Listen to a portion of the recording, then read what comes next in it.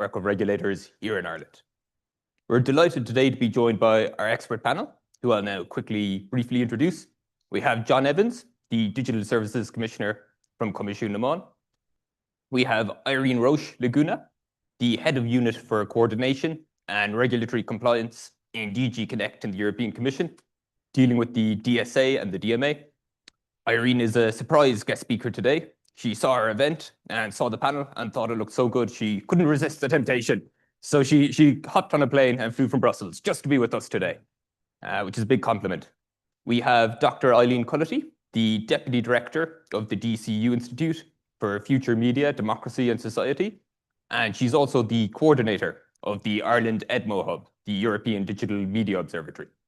Joining us online, we have Professor Nathalie Hellberger, Professor of Law and Digital Technologies at the University of Amsterdam, and a member of the project team for the DSA Observatory.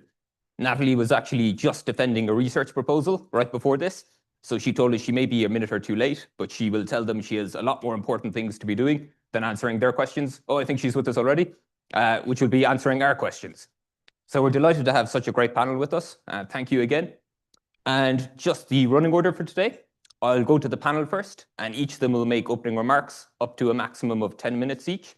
We then go to a discussion and a Q&A. For the audience joining us online, you can send in questions using the Q&A on the bottom of your screen. For the audience here in person today, I'll come to you in due course, and you can raise your hand, and I'll come to you one by one to ask your questions. A reminder that the event today and the Q&A are both on the record, and when you ask a question, please give your name and your organization. Now, before I turn to the panel, I'll just again thank the Economic Regulators Network for supporting today's event. The Economic Regulators Network includes Coimisiún Meán, the CCPC, Comreg, the Central Bank of Ireland, CRU, the Commission for Aviation Regulation, and the National Transport Authority. Thank you so much, and thank you so much to our panel for being with us. I'll now go to them, and I'll hand over to you first, John. The floor is yours. Thanks, Seamus. First of all, just many thanks for the invite. I've done a few of these sessions now with the IIEA and the Economic Regulators Network, and I find them very, very useful. Definitely, it kind of gives us a good opportunity to meet different stakeholders than we normally would. So I think I'm going to kind of cover three things. I'm going to say a little bit about the kind of activity over the last year at Coimisiún Meán. I'll say a little bit then about kind of our supervision work and how that's developing, and then I'll just make a few observations at the end. I'll try to keep it short enough. So under the Digital Services Act, it creates in each member state a digital services coordinator. So there's one of me in each of the member states of Europe. We were one of the first DSEs to be empowered on day one, which was, I think, February 17th, 2024. And we were able to turn up to the first Digital Services Board meeting, which I think was the following Tuesday, as a fully fledged DSE. And that was a really great thing to do.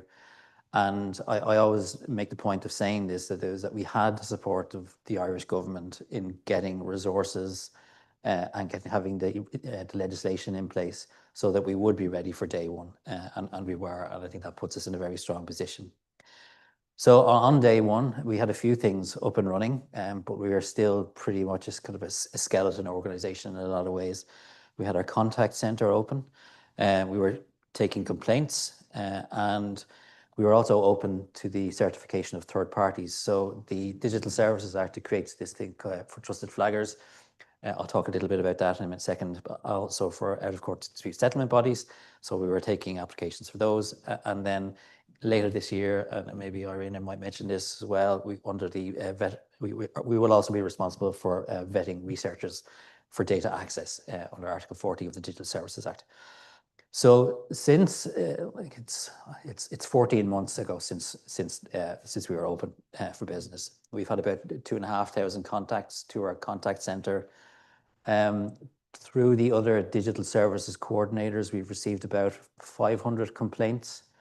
About 80% of them are coming from digital services coordinators in other member states, and 20% of them have kind of emanated through contacts made, for example, through our contact center on other mechanisms. On the certification of third parties, we certified the Appeal Centre of Europe back in the autumn. That's a big piece of the infrastructure. And we certified our first trusted flagger just last week, which is the central bank, which I think is a really positive movement. We've also been building up capacity and developing depth and scope to our supervision work at Coimisiún Meán. So Coimisiún Meán as a DSC occupies a somewhat unusual space in Europe in that so many of the very large online platforms are based in Ireland. So of the 25, 15 of them are based in Ireland. So that means there's quite a lot of responsibility on us. The way the Digital Services Act is constructed is that the European Commission has sole responsibility for certain parts of it, and then we have a shared responsibility for other articles. So that means there's quite an important role for Coimisiún Meán to play here. Then there is also the below threshold platforms. We estimate that there's about 150 of those based in Ireland. So that we call below threshold is they have less than 45 million users in the EU. So there's a couple of big name brands in that who are based in Ireland. And then there's some 200 odd other intermediate service providers who also fall within the ambit of the Digital Services Act. So as a supervision task, getting to know your regulated entities has been a bit of a journey. Obviously, we're very clear on who the very large online platforms are, but we're developing our capability and our knowledge of who the other platforms and other intermediary service providers are. The heaviest burden of regulation falls on the very large online platforms, and then it tends to be tailored then for online platforms that are not above that 45 million threshold, and then below that for intermediary service providers of other kinds have a lesser regulatory obligation, but a regulatory obligation nonetheless. In our supervision work, we always say we can't open investigations of every firm. There's so many of them. So we pursue a risk-based approach to regulation. So we've identified what we think are kind of key harm areas and which therefore we think are the riskier platforms. So by virtue of the size, the very large online platforms fall into that, but below thresholds can also fall into that riskier category. You know, some of them are quite significant. Some of them have audiences or customer bases that are quite young. Some of them offer particular kinds of services, which by their nature are more risky in terms of potential harm. So we try to prioritize. Through our complaints mechanism, one of the things we noticed last year was a pattern whereby there were a lot of people complaining or telling us that it was very difficult to flag illegal content online. So this is Article 16 of the Digital Services Act. So based on that kind of pattern of information that we were getting from our complaint centre, we opened up what we call kind of a review of a number of platforms. So that included 7 or 8 very large online platforms and a number of below thresholds as well. So that work has been developing, and that's kind of, we see that as it's a very fundamental piece of the architecture for online safety. If you're not able to report illegal content in a way that's easily done, there's something wrong with the system. It's not working in a fundamental way. But we've been developing in other areas as well. So we often talk about our kind of strategic outcome areas of focus for the organization. So the 2 top ones last year, I would say, were minor protection and democracy. So I often speak of, we don't just do the Digital Services Act at Coimisiún Meán. We think of the Digital Services Act as being one of the 3 legs of the online safety framework that we have. We also have terrorist content online, and we also have our online safety code. Our online safety code, among other things, is quite focused on minor protection. So it would include some obligations around age assurance and the inclusion of parental controls on platforms that carry certain types of content. So minor protection has been a big piece of our work over the last year. So we adopted an online safety code just last year, and I'm sure Irina will talk a little bit about the work that's going on Article 28, which is very welcome. That's the minor protection article of the DSA, which we're doing a lot of work on ourselves. Democracy was a big issue last year. We put a lot of effort into developing our capability there. We had 3 of our own elections last year. We also participated in kind of a number of scenario kind of gaming workshops run by the European Commission, and then in different national elections run by the local DSCs. We were involved in the development of a toolkit for DSCs who are dealing with elections. And that includes kind of many practical things like, you know, how best to coordinate different institutions that are involved in that kind of democratic integrity ecosystem. So organizations like fact-checking organizations, the Electoral Commission, organizations like ourselves, on Garda Síochána. We had a joint pack put out with on Garda Síochána, which was aimed at providing information to candidates who are putting themselves forward for election. The big concern, especially for candidates who are women or who are coming from minority groups, was that they were facing hateful content online, and that might discourage them. And we were trying to provide them with information so that they would know what to do if that were to happen to them. So we did that with Garda Síochána. This year, we're continuing to develop. So 3 other strategic outcomes we have are fraud or online trust, as we talk about it. Then there's hate, which is sort of the opposite of kind of diversity of conversation online. And then there's also the public safety work. The public safety piece relates to things like our terrorist content online regulation, but also potentially content online that may affect the health of our children negatively, or you know, skinny content or misogynist content. We're doing work on those areas. In the fraud area, just last week, I mentioned this a few minutes ago, we announced that the central bank is our first trusted flagger.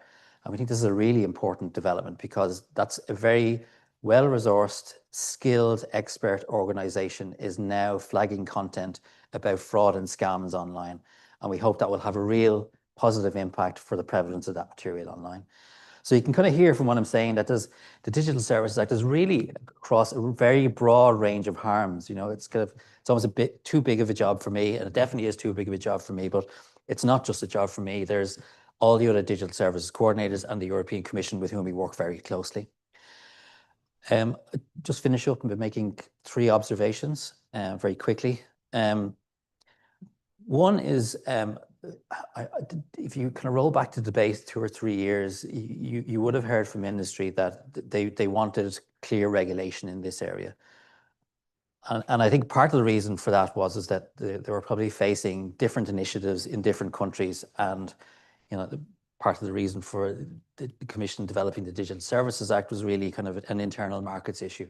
We wanted to make sure that there were common standards across the different states. So that's achieved, but now they want to be regulated, and now they really don't want to be regulated. So the reality of regulation is now settling down.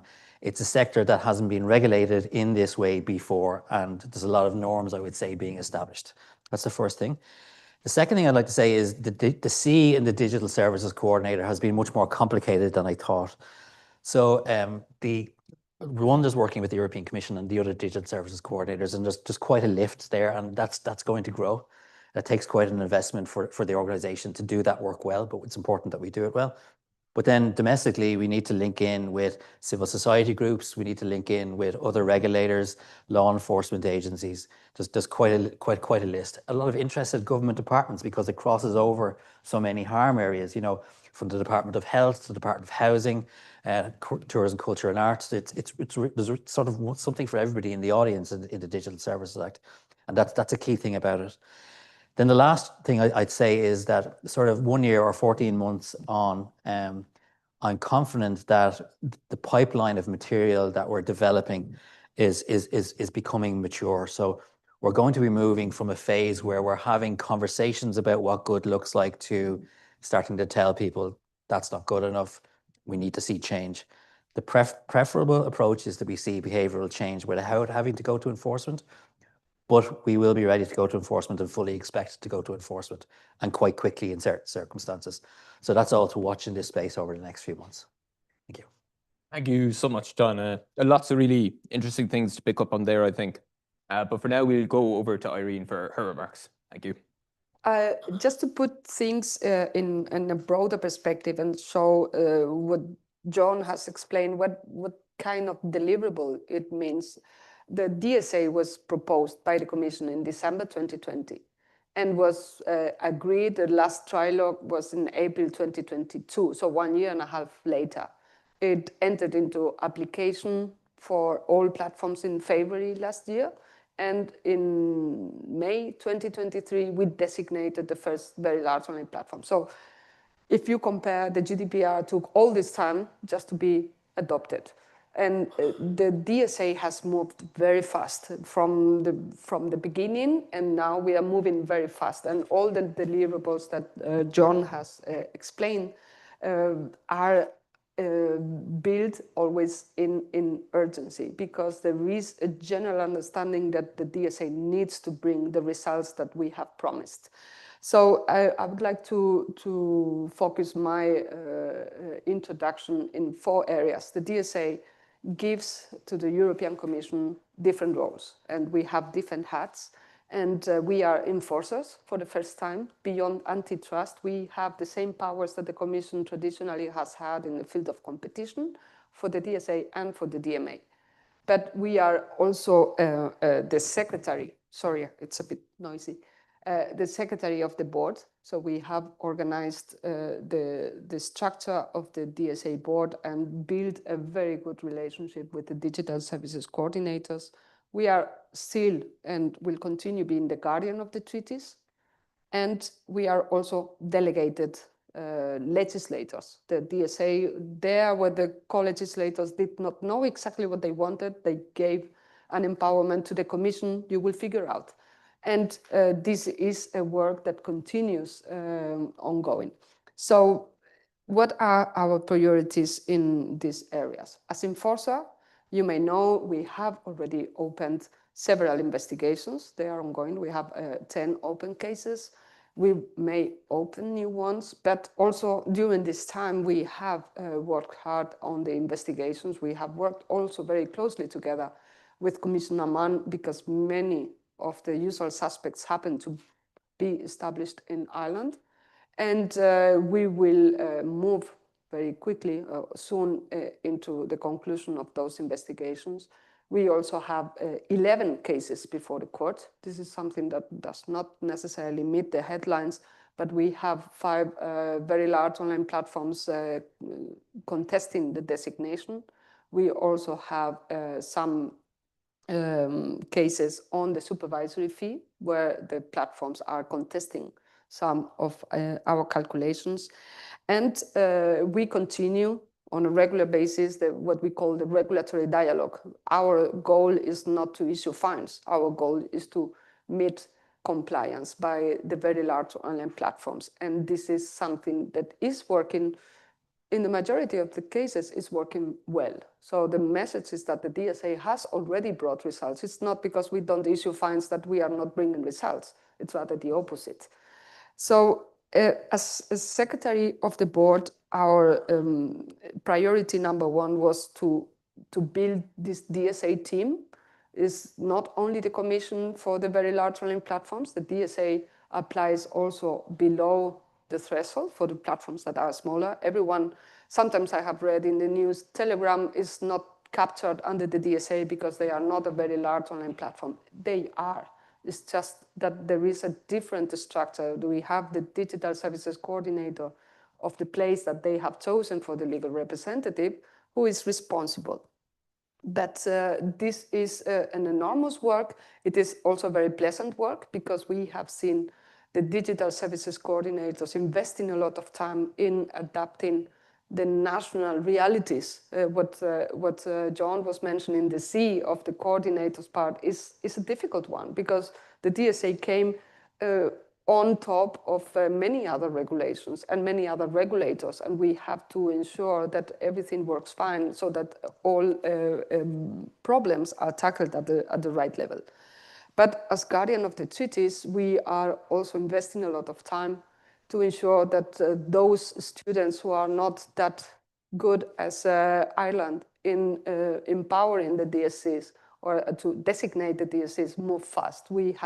Last week we sent 5 countries to the Court of Justice because they had not empowered yet, 1 year and some months after the Digital Services Coordinator. So for instance, in Cyprus, and it's not a naming and shaming, it's an example. Cyprus is known for hosting many pornographic platforms. So if they are not designated as very large online platforms, they are only subject to the supervision of the regulator in Cyprus. That regulator needs to have powers. Otherwise, we are not protected and minors are not protected for those platforms. And we also check that at national level, legislators do not reinvent the wheel, that they do not adopt new national laws that basically do the same as the DSA or try to gold-plate the DSA or any other instrument of a union law. So this is a parallel work that is done also in the context of the DSA. As delegated legislator, John has mentioned the Delegated Act on Data Access. We think that this is fundamental. It has taken us a bit longer than expected. We wanted to move fast precisely to give access to researchers and to be our eyes and our ears, and in a way to federate supervision and oversight. Obviously, the Commission is supervising, digital services coordinators are supervising, but researchers build a community that can give us pointers to where there are systemic risks. And I think this is an essential work, and we have a lot of hope on the access to data for researchers as an avenue to improve compliance. But also, we have worked on guidelines. We issued guidelines in the context of elections, and it was very useful during last year and also this year. It was a very loaded year in terms of elections, and very large online platforms, in our view, appreciated the efforts to provide guidance on what we expect or what the DSA expects them to do in terms of risk assessment and risk mitigation. We have just yesterday published for public consultation, and this is my promotion here, we have issued draft guidelines for the protection of minors on Article 28 of the DSA. It's not only for very large online platforms, it's precisely for every platform except for small and micro platforms. The guidelines give an understanding of what we consider that is expected from online platforms that are accessible to minors, to provide a high level of privacy, safety, and security to these minors.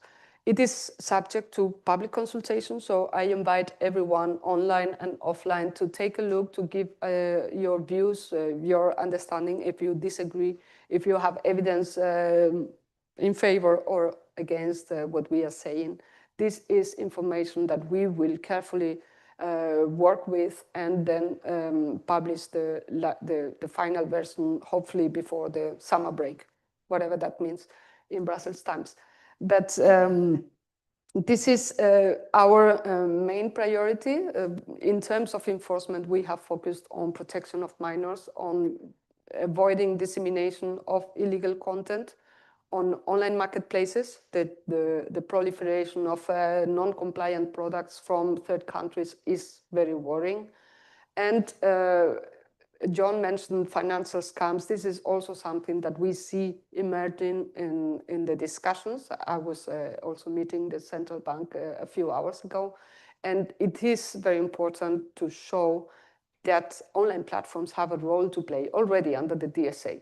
There are now negotiations ongoing in the payment services regulation, but we need to avoid that the legal framework becomes complicated and becomes impossible to know which rule applies where. So this is an element that we are also investing time on. So just for conclusion, we have busy times behind us, and we have busy times ahead of us. But the coordination with the digital services coordinator, with Commissioner Meán, is working very well, and it is necessary to bring the DSA to a success. Thank you so much, Irene. You are very busy, so it's great you could be with us, and we'll talk about a lot of those topics in more detail soon. We'll now turn to Eileen for her remarks. I think I'm here as the panel contrarian of sorts, because my views on the DSA are somewhat ambivalent at the moment, and sometimes that veers into pessimism. And before I explain why, I wanted to really stress that that's not a criticism exactly of the work that you're doing there. I think that the DSA is a very impressive and ambitious piece of legislation in itself, and it achieves a lot. You think of securing rights for individuals, forcing platforms to focus on processes and risk, recognizing a role for experts and trusted flaggers and external actors, and trying its best to minimize potentials for political interference. That's what you would want from a piece of regulation that is a system that is a success in itself. The problem is we needed that system 20 years ago. We needed platforms to be forced to explain why they were not causing harm and what they were doing to protect the public interest 20 years ago. And it feels a little like now the challenge is the house is already on fire, and we've come up with a brilliant system of fire safety regulation. And no matter how brilliant that system is, there is always going to be that sense of disappointment, but how are we putting out the fire? And so I think we're in a series of tech-induced and tech-facilitated crises. And by crises, I don't mean the kind of crisis that, you know, the crisis mechanism addresses. So an event arises, there's a crisis mechanism that can address it. We're talking about much more systemic things. So my main criticisms, I think, are around the systemic risk model, where we're asking them to please tell us how you have assessed risks and what you might do. You know, again, the sense of urgency that people feel, and surveys bear this out. People are very concerned about the impact technology is having on our democracy, on our societies, on the mental well-being of our children and our communities. And then you match that to a system that's like compliance reports, audit cycles, researchers negotiating access for data, and all of this playing out down the line. I think there's just going to be an awful lot of disappointment. So I see three main kind of issues for the DSA, and I'm very much coming at from the perspective of ordinary people who want a better society and they want better technology, and also the politicians who I don't normally express a lot of sympathy for, but ultimately they're the ones who are going to be going, what are you doing about this? How are you dealing with this? And so I think three of the issues are, one is what you might call the hype reality gap, where there was a lot of hype around the DSA. And I don't know whether the people who were promoting it initially were doing it consciously or unconsciously, but it was very much, well, don't worry, that problem is going to be addressed by the DSA. If I had time this morning, I would love to have done a LexisNexis search for news stories that contain the phrase, the DSA will, and then add in disinformation, hate, and all of these problems. So a lot of expectations were built up around what the DSA would do, but it isn't actually what it was designed to do. It's a lot of compliance reporting and like I said, standard regulatory stuff. It's not designed to address directly those big issues. The second thing is about the entire co-regulatory model, which makes a massive, massive assumption that these platforms are going to act in good faith. And I think that's a bit of a leap to expect anybody at this point to actually believe that. So it's another hurdle to get over. Why should we believe that they will fairly and accurately conduct risk assessments? Why should we believe that they will listen to the external experts at the roundtables and listen to researchers? They haven't done any of it so far. And then thirdly is about the experts and the researchers and the civil society organizations. I think it's brilliant that all this, like in an ideal world, this would be a perfect piece of legislation, but we don't live in that ideal world. And the role for the researchers and the civil society organizations, it's brilliant that it's there, but it's also pretty vague.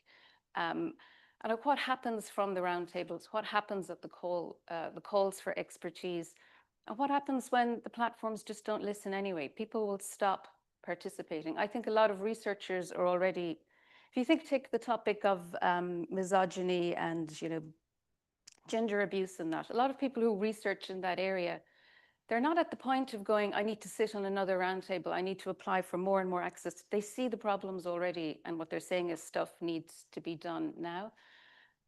So I think when you put, and maybe a final point on the civil society and the researchers. So we want them to provide this expertise, but these are the exact organizations and entities that are currently under attack. They're being defunded, they're being discredited, and they're being harassed. Some of the people who are doing this harassment and defunding are the people who run the platforms that the DSA is supposed to be co-regulating with. On top of that, they have the direct ear of a man who unfortunately is the most powerful person in the world. And on top of that, there's some of the richest people that have ever existed. And I think when you put all that together, that's when I start veering from ambivalence into pessimism. And again, I don't want it to be as a criticism of the really good work that all the people to put into creating the structure of the DSA, but as a public, that sense of crisis out of where on earth will we be in 5 years' time, the DSA sounds like a kind of a cold comfort. Yeah, so that's my kind of contrary response. Thank you so much, Eileen. That's all really useful, and we look forward to discussing it all. For now, we'll turn to Natalie, who I think is with us online.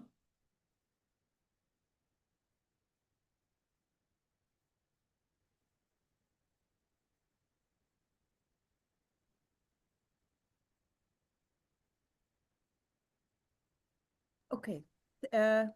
Good afternoon. Thank you so much for inviting me and also the really interesting presentations already. And thank you also for giving me the opportunity to Zoom in online. As Seamus already said, I have just defended before the Dutch Science Foundation a project to actually look into how we can help citizens with transparency, but also concrete tools of intervention to really have a more active participatory role in all this, because citizens very much feel that all these algorithmic stuff is really overcoming them.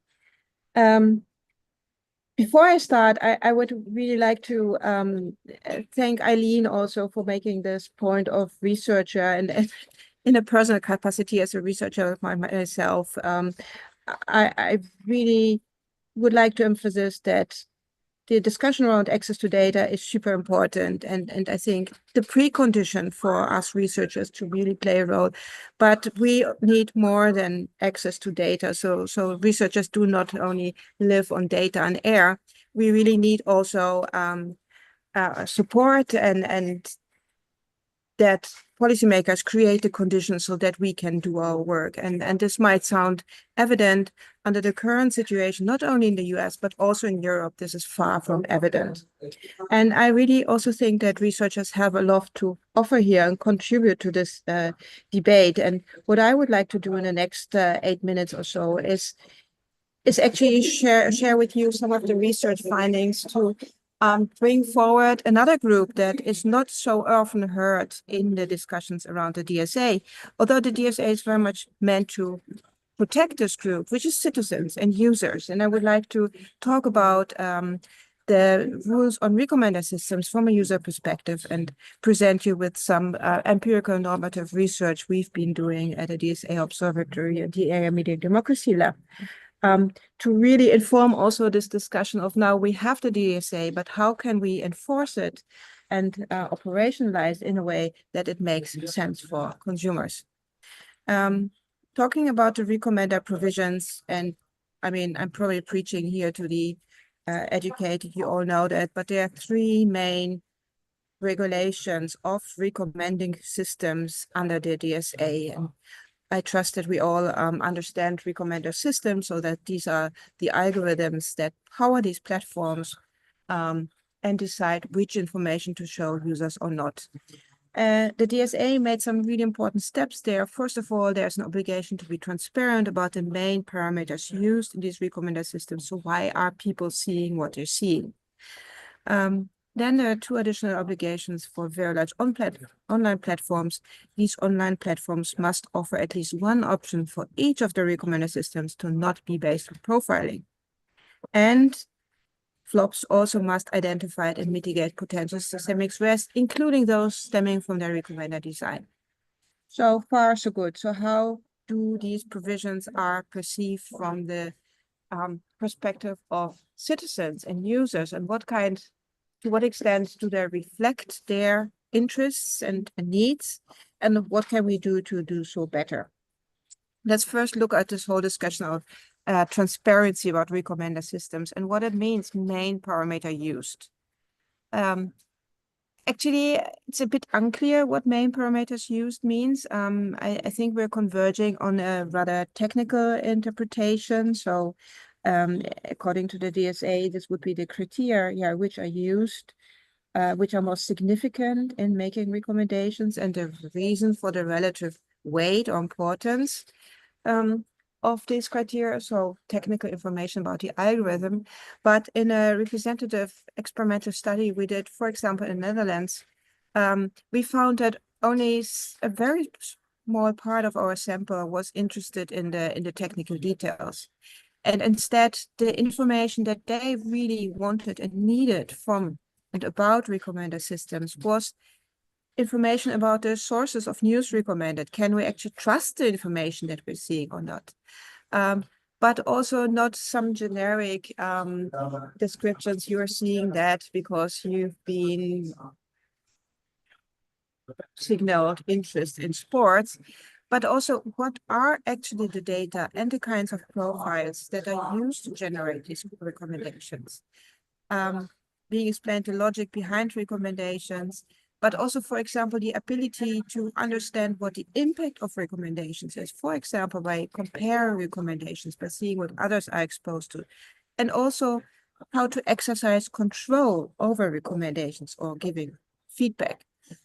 So meaningful recommender transparency really needs to respond to concrete information needs. And I don't even think we need to change the laws here, but take a broader interpretation of what main parameters used means, and that this not only means technical information, but indeed also information about the pool and trustworthiness of the information recommended, the kind of profiles users have, and the control options that we give them. That's my first example. The second example is the provision in the DSA on the ability to switch off personalization. There was a lot of discussions about recommender systems and how to regulate them, and also regulate the public interest aspects of recommender systems. Because let's be very clear of that. Recommender systems are the digital infrastructure of our information economy. They are the ways we inform ourselves today. And with that, they have not only the market maker function, but really an important information function for large parts of the population. So in response to these discussions, there is this provision where users should have on very large platforms the right to switch off personalization. And looking at the data in the Netherlands, but also in a comparative European survey, we found that actually a large majority of participants really indicated that they found it useful and their inclination to disable personalization. But then if you ask them why they want to disable information, only a very few were actually concerned about issues around data protection or privacy, so the profiling aspects. The most important reasons why people want to switch off personalization is because they are concerned about what this does to their position as information consumers and their information position. So there are concerns about the value of personalization over generalized news, concerns about filter bubbles, the desire for control over the content they see, but also their ability to actually explore news content. So as you see, these are not so much concerns about privacy, but really concerns about how can we ensure that recommendations not optimize only for maximum engagement, but that actually we receive trustworthy information, are not in filter bubbles, and so forth. And something that we talk less about is, but there are also people who actually value personalization, for example, to increase user efficiency, usefulness, and relevance of the information. And to some extent, this right to switch on or off personalization is a very binary choice that takes away from users to actually benefit from the potential positive effects that recommenders have for their information management. Because in the times of information abundance we are moving now, recommenders actually crucially needed to manage this incredible amount of information. So recommenders can be very valuable to consumers, provided they're optimized to advance users' interests and address their information concerns. So how could that look like? In response to these provisions on the obligation to offer one non-profit version, Meta, for example, gave users the choice to either subscribe and pay or use the products for free, but continue with apps. So this whole question of switching off personalization was essentially morphed into a question about paying for your privacy and whether you want to or not receive ads. And I think we can all agree that this is not really optimizing for recommenders that help people to manage their information ecosystem. And then, of course, it's easy to criticize and say what doesn't work. So with the team, we also looked into how could a more favorable recommender environment look like for consumers. So try to make also some constructive suggestions to the debate.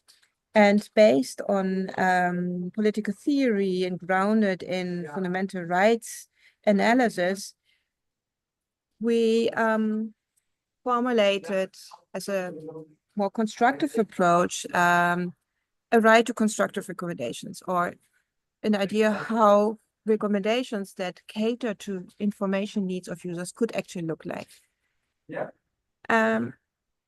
And our conclusion is, in a paper with Laurens Nauts, Michael Wiel, and Marijn Sachs, is that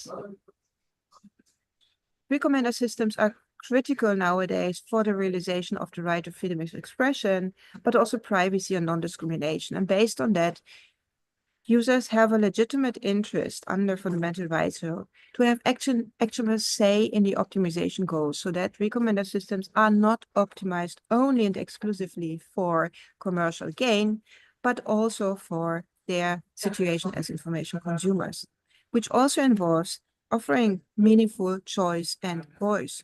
So not only offering the opportunity to switch on or off personalization, but actually offering meaningful personalization logics that help users to navigate the public space.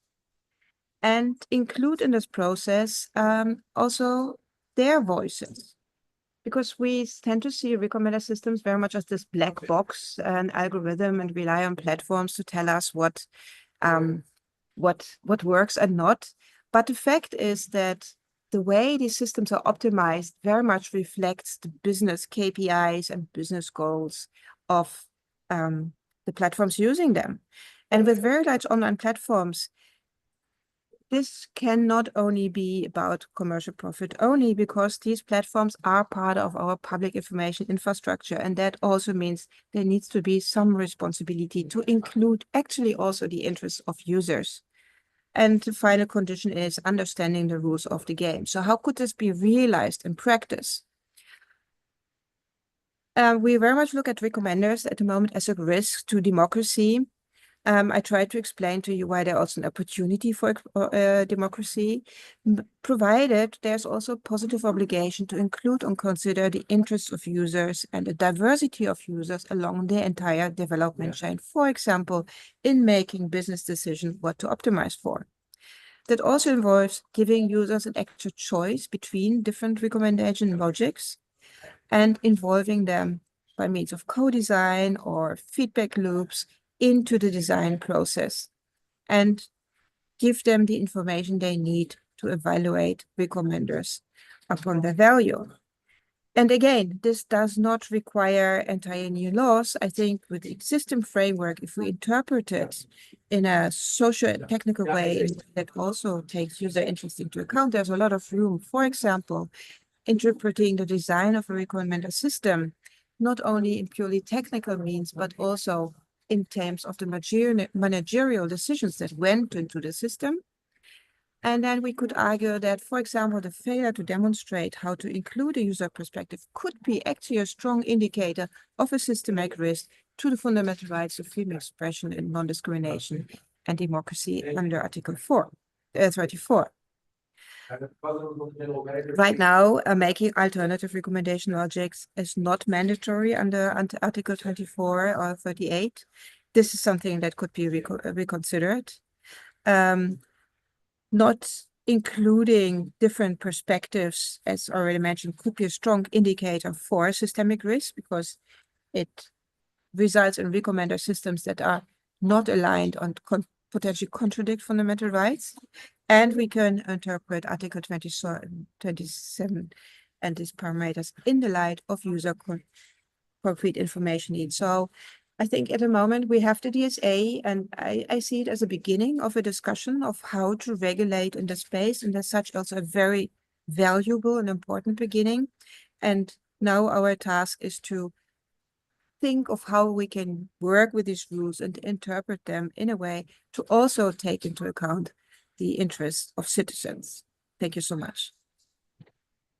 Thank you so much for that, Natalie. That was thank you so much, Natalie. That was extremely interesting. And thank you so much for joining us right after defending the research proposal. I hope it went well for you, but it's great that you could join us. We'll now turn to a discussion and to a Q&A. And again, a reminder to our online audience. I think we have over 150 online currently. You can send in your questions using the Q&A button. And I'll turn to our audience here in person in just a moment. But just to start with one or two questions of my own. On the enforcement side and with regards to capabilities, I think we probably all agree, or most people would agree, that regulators are facing a significant challenge, that there are some huge companies to regulate. And in terms of what resources regulators need to be successful, what do they look like? What type of skills, what types of personnel? Does the DSA give sufficient powers to achieve the vision it sets out? And how can those powers be best used? And what does success look like? And I might turn to our panel, in particular for Eileen, maybe what does success look like from a researcher perspective? What's a realistic goal for access for researchers? And a similar question for Natalie, what does success look like in terms of empowering users to control the recommender algorithms? I'll start with you, John, on that question. On the resources questions and skills mix, bodies numbers are very important, first of all. So in Commission and Meán, we do online safety. We also do kind of media development work and broadcast regulation as a media regulator. We are sanctioned up to 200 people right now. So that's a growth in the organization from at the starting gun, it was 40 back in the summer of 2023. So we've increased fivefold since then over a very short period of time. And we've just been sanctioned for an additional 100 people. So that'll bring us up to about 300. So on the online safety side, the kind of skills that we've been recruiting have been, first of all, experience from other regulatory systems, from competition, financial services, utility regulation. Those skills, just knowing how regulation works, there are very important. We placed an emphasis on getting people from platform backgrounds, so that they would know, so that we would have some insight on how those companies worked, how trust and safety operated, and we were quite successful there. We always need lawyers. You can never have too many lawyers. Technical specialists, people coming from policy backgrounds, working in civil society organizations, with sociology and kind of technical sociology qualifications as well. So it's a more varied set of skills than I would have had in previous roles. So my previous role to this was I was chief economist at Comreg, so it's economic regulation was the thing. I needed to learn a little bit about spectrum and how broadcasting and how the frequencies work and so on. And then before that, I was in competition regulation, and that was very much kind of economists and lawyers. So it's a very interesting mix of different backgrounds in the role I'm in now, I have to say. Whether or not we're competitive with people who say want to work in the sector or whatever. Our experience so far has been that people have been attracted to the purpose of the organization. And I'm quite happy for someone to spend 3-5 years with us and then off into another role in some other part of the sector. I think that's fine. We'll benefit from that. That's okay. But we have found that people have been motivated by the purpose. Not difficult to get the kind of skills we need so far. Thank you, John. I'll go over to you now, Irene, if you want to share your thoughts on the question. Yeah, absolutely. In terms of resources and skills, I share very much what John said. I think for skills, it needs to be a mix. Obviously, we are not short of lawyers in the European Commission, but it was more difficult to find data scientists and people who understood how platforms work. And we worked together with the other services in the European Commission. We opened the European Center for Algorithmic Transparency, and it has become a hub for this kind of knowledge. And we work very closely together with them to do experiments, to test, for instance, recommend a system, to test the algorithms, to know whether what platforms tell us that they are doing is really true. And this is something that we didn't have before. And it is new. We have now around 200 people in Brussels. We have also hired one DSA officer in each capital, and the one in Dublin is also in the room. We also think that we need to go to the capitals to explain what the Commission is doing, to explain what the DSA can bring in terms of our powers of enforcement. And we also, if we count heads of the DSA team, we count our 200, your 200, and everyone's, all DSCs together, it is already quite a corpus of enforcers. And this is how we want to present it. Obviously, the DSA will not solve all problems, and I fully agree with you. The DSA should not be expected to solve all problems, but we should be expected to solve the problems that we can handle. And this is how I would define success. We are trying to prioritize in these early days, because I still consider to be in early days of the DSA.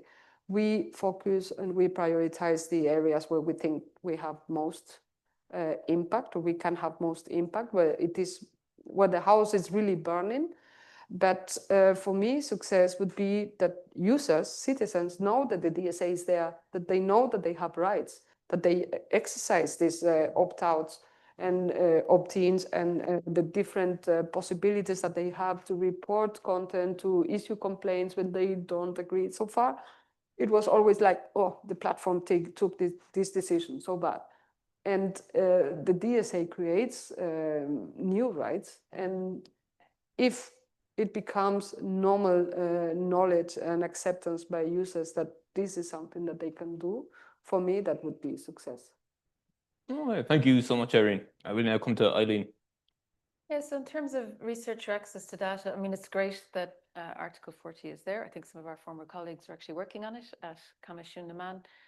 And it's almost become like a standard over the past 5 or 6 years. If there's any panel on anything to do with technology and there's an academic, they'll say, we need researcher access to data. Researchers always need data. That's what research is about. I think the concern is that this whole issue around researcher access to data can be potentially used to hold up a lot of other stuff, because, oh, we need to do more research on that. And I think researchers operate in a particular space, and we shouldn't allow platforms to use that to their own advantage.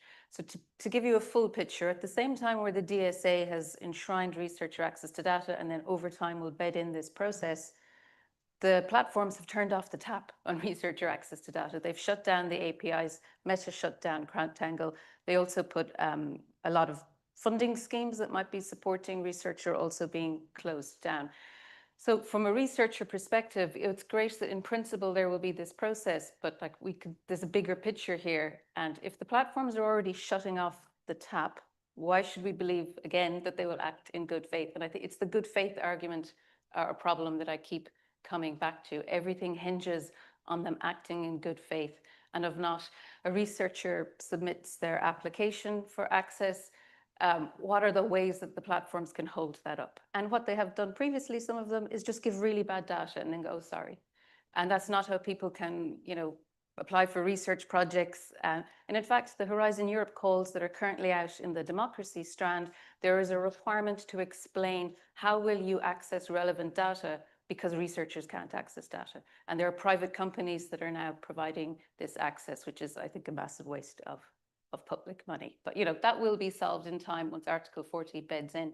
But, it's hard to get overexcited about something when at the same time you think the platforms should have been doing this anyway, because we're talking about massive risks to our society. Thank you so much, Eileen. I will now come to you, Natalie, if you have thoughts you want to share. Yes, of course. On the skills question, I was actually really happy to hear that John not only mentioned tech and legal expertise, but also social science expertise. And I think that is something that we underestimate. So we hear law and regulation and algorithms and think immediately of technicians, computer scientists and lawyers. But actually, to make the DSA work for society, we also need social science and humanities expertise to really understand what the role of these platforms is in society and what are the requirements and needs of society and how to make this work. About making work, when is the DSA a success? I think, yes, citizens have rights under DSA. I think I would consider the DSA a success if they actually are able to exercise these rights and something happens, something good happens. And I gave this example for Meta and the non-profiling exception, with purpose, because from a consumer perspective, this is not really an improvement of their situation, that they now can either pay for Facebook or continue being profiled. So, and I think that relates a bit also to Eileen's good faith argument.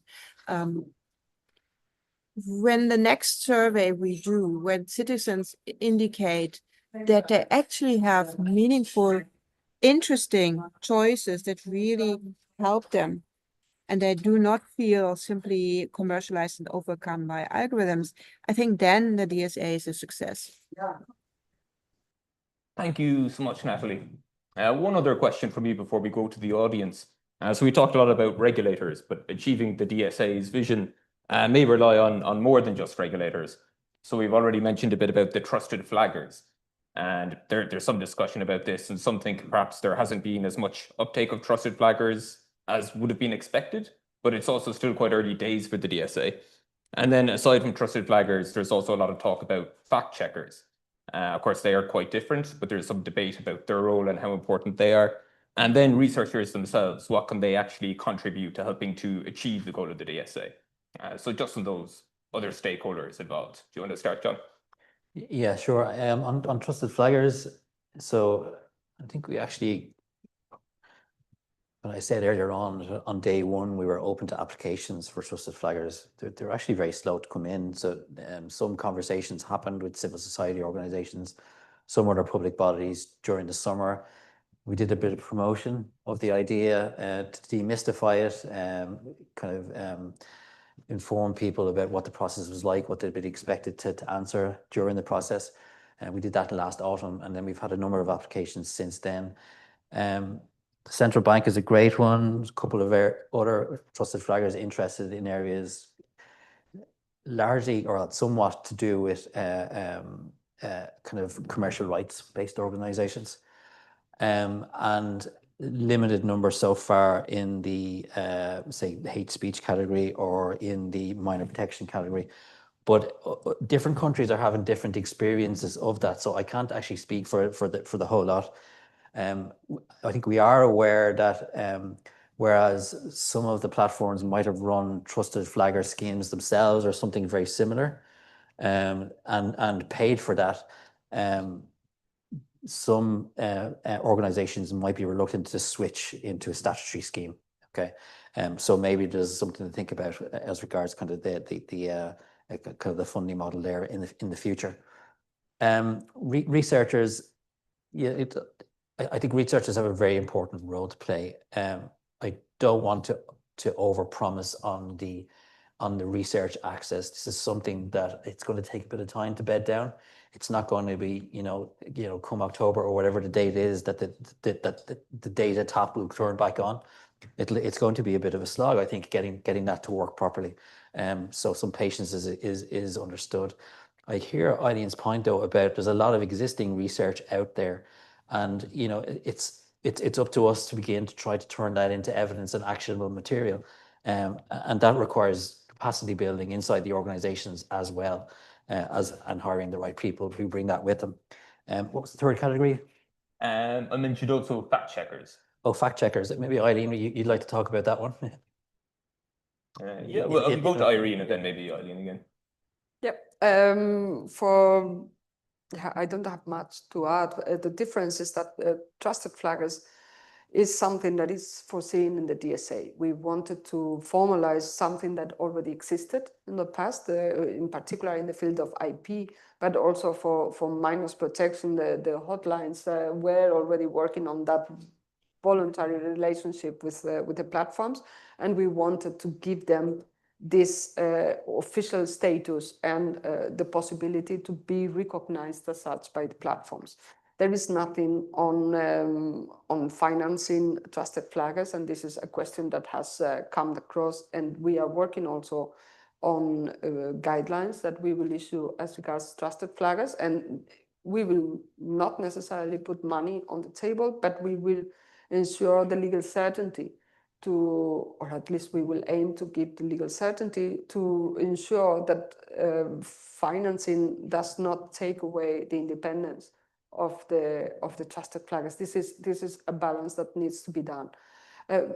Instead, the figure of fact checkers is not in the DSA. It's nowhere. There is no obligation to work with fact checkers. The truth is that in the code of conduct, for instance, on this information, the work with fact checkers is one of the commitments, and some of the very large online platforms have already entered into that scenario. But there are other very large online platforms who work on the basis of community notes. So they have the community fact-checking, in a way, the content. And Wikipedia is one, X is the other. And we are not saying this system does not work. You don't have to work with this or that fact-checkers.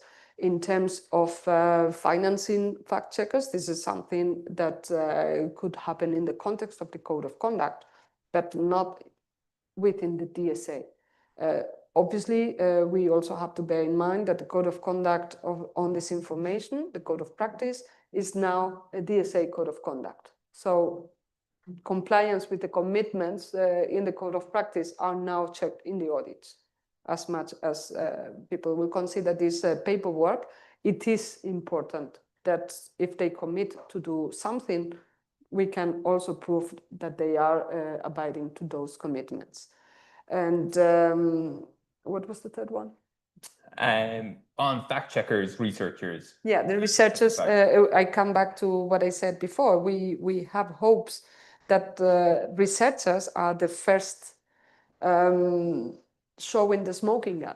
Whenever there is a systemic risk that is appearing, obviously we remain always aware of what is cooking. But for instance, the challenges in social networks that have led to harms for minors. This is something maybe 5 years ago did not exist. I put 5 years in general, but things evolve.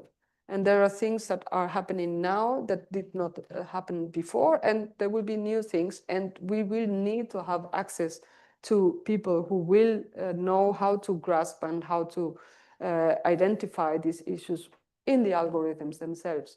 So we have a great hope that researchers will do this work, and to the extent that the researchers, obviously, as it was said, they don't live off data and air, that they can make a living of that. If we can help with that, we are already helping on the technical side of things. We are creating a researcher portal to ensure that it is not too burdensome to request access to data. And this is something that we will obviously open for discussion. Okay, thank you, Irene. Eileen, do you want to come in on this question? Yeah, I might answer in terms of the code of conduct on disinformation, which is actually the main source of some of my hesitation around compliance, because in DCU, we published 4 reports on what was then a code of practice. And then through the EU-wide EDMO network, we participated in reviews where we tried to verify the platform's claims about what they'd been doing to combat disinformation. And the pain of reading through those transparency reports with information that was just vague, completely random, or just missing is really what has led to a lot of my hesitation around compliance reporting.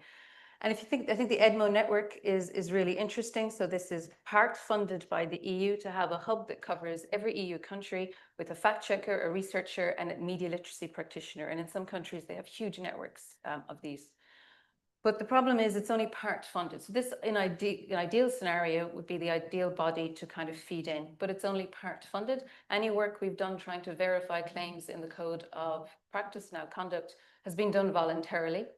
And a lot of people have found, you know, so we asked the fact checkers, review these claims in the code, and they just went, this doesn't relate to my daily life as a fact checker, which makes it much harder to ask them to volunteer their time to engaging with it.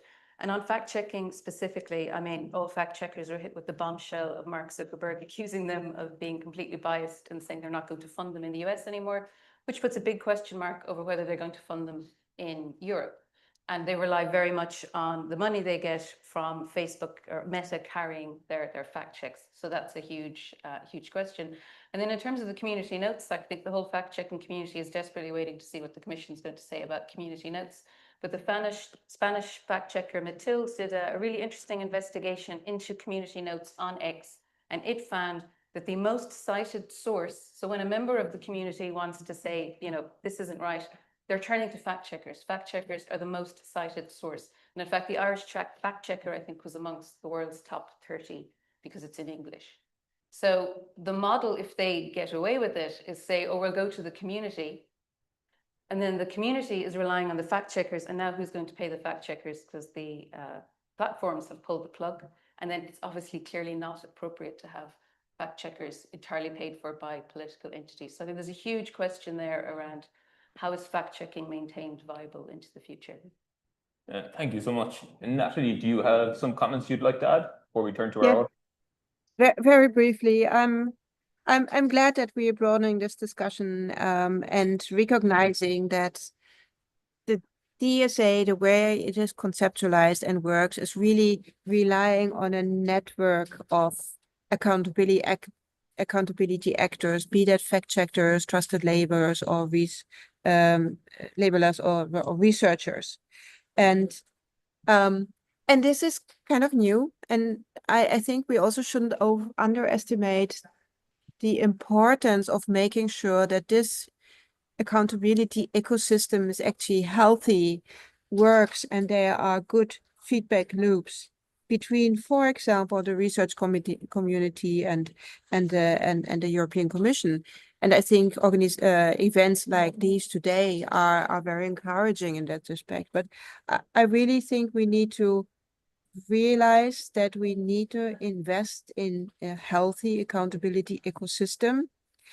In terms of research, also make sure that we not only look into US-based research, and actually I know that at the Commission, but also at a lot of these tech companies, there's very much a tendency to look into first US-based research, ACM, FACT, and so far, but also into a very vibrant ecosystem of European research into these matters, because in the end, the effect that these platforms have on Europe, on fundamental rights in Europe, on European citizens, this is a question that has to be studied as well. And there we can not only rely on reports in ICM. I looked into some of the model cards, how large technology companies assess risk, and where these companies indicate themselves how very biased their selection of researchers is they're listening to or not. And I think we need to be really aware of that and create effective feedback loops that also work for researchers, because researchers are not the extended arms of enforcement, right? So we have our own way of working. And I think we really need to find ways to make it work for all parties. And I think we're doing that also through discussions like today, but it's not trivial. Thank you so much, Natalie. And now if we could have a show of hands from the audience, and my colleague Dylan here will come to you with the microphone. And we might take 2 questions together and then take a question online as well. Dylan, do you want to bring the microphone? Thank you so much. Let me introduce myself. My name is Aisha. I'm a digital marketer for the past 21 years. So I'm literally in the ed tech business. And when you're talking about behaviors, we are where we are because Google started with don't do evil, right? But that's not where we are. So unless there are antitrust, huge lawsuits or investigations with huge fines, these companies are not going to change their behavior. And you're talking about an ecosystem where you can never opt out because you're being tracked by fingerprinting. But cookies, with cookie banners came in with GDPR, how many of you actually took a look at exactly how many companies are tracking you? So I think I'm not pessimistic, but I think where I see the gap is really understanding how these platforms work. Because you are looking at a closed ecosystem like Google, who controls how publishers serve their inventory and pressures them. You're looking at a system of being controlled search. You're looking at a system of how advertisers are giving money. And when you're talking about researchers, I was running 80 million pounds of advertising budget. And when I actually go to Google and ask for log level data, I cannot get it. So the fact that we rely on them to give you data is just not going to work. And you have these platforms who are supposed to do verification and brand safety, but we just uncovered in the US that they're serving US federal government ads on child pornography sites. So if you're relying on flag checkers, they're not going to be able to flag anything that they cannot see. So I think at the end of the day, if this is not actively based on some sort of a platform, automated, being technologized and really scraping what we need to do, I don't necessarily think practically we can do much of it. So I guess my question after this long-winded round is, how much capability do you have in-house in these boards or commissions that can give you these kind of insights that I can give you in terms of how these technologies actually work? Because what I am getting is, do you guys remember when Mark Zuckerberg was in front of the Senate and they were asking how he was making money? Unless we understand exactly how these platforms work, in theoretically, it's great, but we have a bigger problem with AI now. So I just read earlier today, I'm sorry for being long, but this is very near and dear to my heart, and you can understand how much I hate these big tech. But Meta is using the Meta AI app and training the algorithm from Instagram and Facebook, and you cannot opt out. You're already opt in. So there's an injunction currently for EU that can completely possibly ban Meta AI, but that's going to take longer. So we have an AI adoption that's happening, and I'm just worried where we're going. So that's the end of my question, I guess. Like, I just want to know what capabilities you have in-house to guide you in terms of how these technologies work. Thank you so much, Aisha. I think we have some more questions over here. We'll take one more question, and there's a question online. I'll go back to the panel. My question about Russian propaganda and state-sponsored malign influences. So I represent the research. There was a very comprehensive research done by several think tanks and universities showing that Russia successfully spreads disinformation across Facebook, X, etc.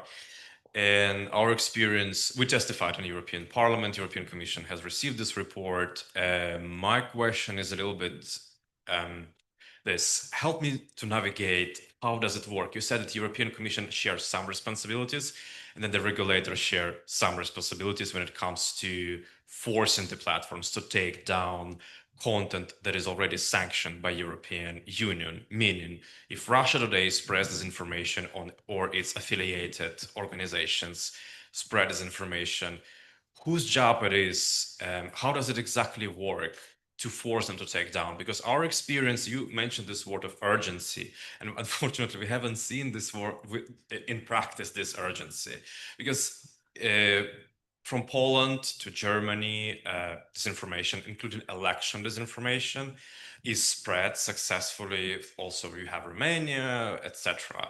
And so whose job it is to force this big tech to take down content that is already illegal by European law. So, example, Russia today in Germany has been re-deplatformized, right, or etc. How do we work around it? How to civil society in cooperation with regulators and in cooperation with European Commission, how do we actually make this urgency work and turn it into like a rapid response, not that takes half a year once elections are over, etc. Sorry, could you give us your name and Oh, organization sorry, there? Dmitro Raisky, PR Army. And thank you so much. So we've a question here online as well that I'll read out, and it's a question specifically for you, Irene. So it's from Jonathan Keane, a journalist at The Currency. And his specific question is, do you have views on overlaps between the DSA and Ireland's online safety code? And perhaps a more general question, do you have views on overlaps between the DSA and other legislation and the challenges of that? So we might start with you, Irene, if you want to comment on that specific question, and also the challenges of understanding technology and foreign propaganda, and then we'll go to the other panelists. Sure, I can reply to all the three questions. On that specific question, knowing that it is before the national courts, I would prefer not to comment. The Commission was notified of the draft, as it is always the case when a member state wants to adopt a law that imposes obligations on information society services. They have to notify it to the Commission, and then we open a dialogue and we check, and we had that dialogue and we did not issue any red flag. And now it is for, as far as I know, the national courts to determine. So I don't have anything else to say. Then on the capabilities, I think all the knowledge that you have shown is the knowledge that we share. And believe me, we have dedicated a lot of time to hire the best. And we know very well how these platforms work. Then we have the tools that we have that co-legislators agreed, and we will use to the best of our capabilities. On the pay or consent, we have issued a fine under the DMA, under the Digital Markets Act. And there is, you may agree or disagree with the results, but the pay or consent issue is an issue from the data protection perspective, from the consumer protection perspective, from the Digital Markets Act perspective. For the DSA, the fact that you get the free version does not mean that you are not subject to, you don't have the right to opt out for recommender systems. The right under Article 38 applies also when you prefer not to pay. So this is not a binary solution. And then on the question on the Russian propaganda, the DSA is not about taking down content. There's nothing in the DSA that would give the Commission any power, it would not give John any power to take down content. And it should not be like that.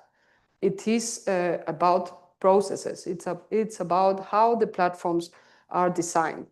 Then if content is illegal, then they have to design their systems in a way that illegal content is not disseminated, and even more disseminated than other content. But this is our area of action. We are not determining which content should be taken down and which content should stay up.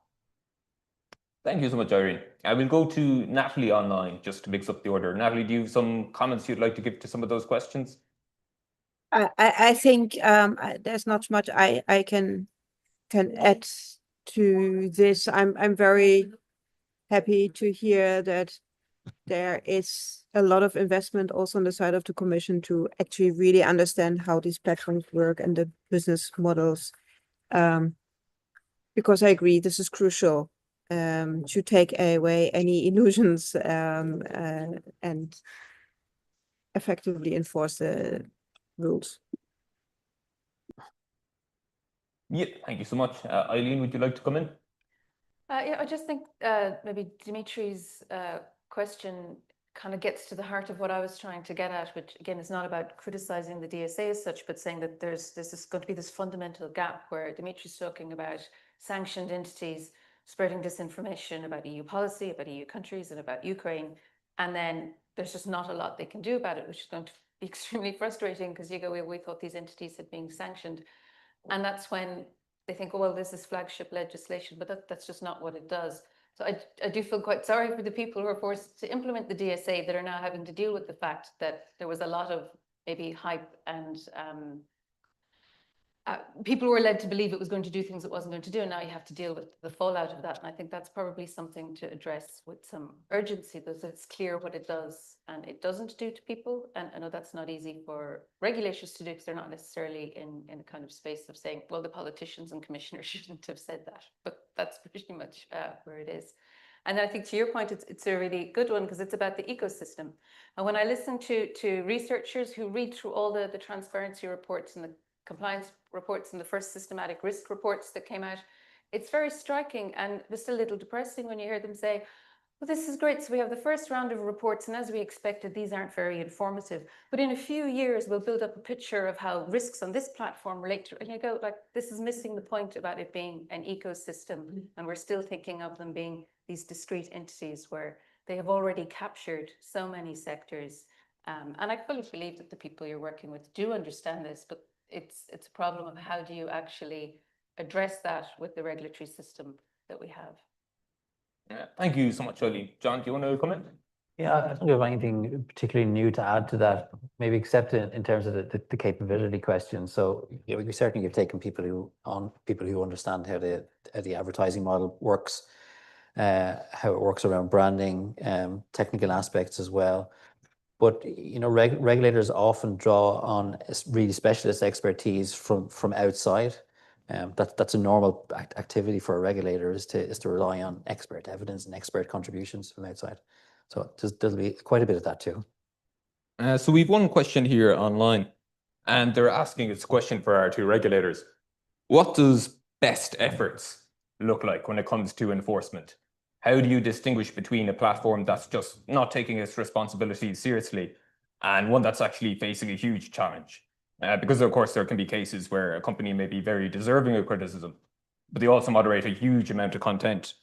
And if I could couple that with a question as well about the way they moderate content, the balance between human moderators and algorithmic moderation. Would you like to start on that question? Yeah, go first. Yeah. I think it goes to risk. So the first question was, what does best efforts mean? Okay, how do you distinguish between whether or not? Okay, I think that you understand that through the supervisory relationship that you have with them. You learn pretty quick whether or not an entity is making an effort to comply, is changing their behavior, or is not, and it's really apparent in the interaction that you have. And what that means then in practice is that you accelerate towards enforcement more quickly. It's really early days for the DSA still. The Commission has advanced quite a number of cases quite quickly, and the other regulators are a little bit behind that. So you guys are on the pitch probably about 2 years now. Yeah, the rest of us are there about their year. But do you want to come in, Erin? I think our experience matches very much what John has explained. It's something that you sense. Obviously, we always go into regulatory dialogues with good faith, and we usually expect the others to go also in good faith. And in general, this has been also our experience. But it's not about best efforts. It depends on the obligation. Some obligations are binary. Some others are obligations of means rather than of results. And we have to see whether those means are being put in place. But it is difficult to say in the abstract and in general. Okay, thank you so much. I think we've time for one final question from the audience, and my colleague Dylan will come to you. Please try to keep it brief, just because we're running tight on time, and give the panel a quick chance to come in. Yeah, so my name is Deirdre Kilroy. I'm a partner in Bird & Bird. We advise clients on the DSA, and I just observed that there's kind of two streams really, and much of the conversation today has been on the very large operators where there's active audit engagement and dialogue, but there's a huge group that are regulated by the DSA, kind of in the successor to the e-commerce directive, that are hosting providers, caching providers, and other platforms. And I just like to hear the two regulators talk about their approach to the others, to the non very large platforms that actually have kind of content issues in relation to engagement. Thank you so much. That's a really interesting question, I think. And one other question there, Dylan, just from Jane. Did you have a question? Yeah, I'm just wondering about the kind of, I know the Irish Council for Civil Liberties here had a suggestion that the VLOPs could be asked to turn off recommender algorithms for under 18s. And I understood that that was impossible. But then I'm wondering how that fits with the idea that you should be able to request it. So I just don't quite understand the parameters of both of those things. If somebody could explain it to me, it'd be great. Thank you so much. So I guess I'll turn to John and Irene on the non-VLOPs first, if you want to make comments on that. Yeah, so on the non-VLOPs, when I was kind of giving my opening remarks, I mentioned that there were about, we think about 150 platforms. So they fall into the category of platform, like a very large online platform, except that their coverage is below the 45 million. And that we think there's probably another 200 or so other intermediary service providers based in Ireland. There is a kind of tiered levels of obligations around VLOPs down to platforms and then other intermediary service providers. The local DSCs have responsibility for everything that's below threshold. Our approach so far has been, I think I mentioned this as well, is sort of do some of the basics with a cohort of the platforms first, but it's going to take some time to get out to the rest of the distribution, if you like. If we become aware of something that's particularly egregious or looks very risky, we will act as soon as we hear something like that. But in terms of actual market monitoring and active supervision, getting to know your regulated entities is going to take time to understand the breadth of that 150 plus another 200. Thank you so much, John. Natalie, would you like to come in on recommender algorithms? Given Yes. that you talked about it, can you give your views on whether or not it's desirable and why it wouldn't be to switch off recommender algorithms? Yeah, thank you. To put it maybe a bit provocatively, I think presenting consumers with a choice to either switch on or switch off personalization and recommender system alone is simply unfair. I think we need to understand that these platforms and these recommender systems are by now a fixed part of our information ecosystem. So these are the ways how a large part of the society inform themselves. So it's not simply a question of switching on or off personalization. I think it's really a question of having a discussion how we can make sure that these recommenders also optimize for the information needs of users. So not only for engagement or profit or clicks, but also for the information needs of consumers, because they're really part of our public information infrastructure. And we have not invested in alternative infrastructures, large-scale infrastructures for users to get this information. Media organizations, politicians, everybody is using these platforms to inform users. And under these circumstances, simply giving a binary on-off choice, this is not what democracy is about, or what the role of recommenders and algorithms in society should be about. Thank you so much, Natalie. Irene, would you like to come in on either of those questions about the non-VLOPs or about recommender algorithms? For the non-VLOPs, it's not under our competence. The digital services coordinators are the exclusive competent. What we do from the European Commission is to gather the views from all DSCs and the cases that they are confronting. And we have, in the context of the DSA board, we have a working group in particular dealing with horizontal and legal issues where we discuss real life cases that they are confronted. So we know very well what are the issues that appear, not only in the platforms. We also mentioned mere conduits are still a thing, and they are the pipelines that we all trust to have access to the internet, and caching services, other hosting services, web hosting, and all this is in scope. It's just that they don't catch the attention of the user because we are all facing the content side of what we see in the mobile phones. On the other question, on the recommender system, what the DSA says is that they have to build a recommender system that is not based on personalization. And that's what you can't opt out. Obviously, all content needs to be organized in a way, and every organization is a recommender system in a way, even if it's a historic timeline, the newer comes first. It's also a recommendation in a way because it's an audit in the content. And what the DSA allows is to opt out from a personalized recommender system. Thank you so much, Irene.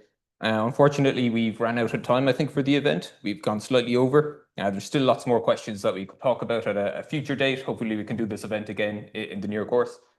So thank you so much to our panelists for being with us today.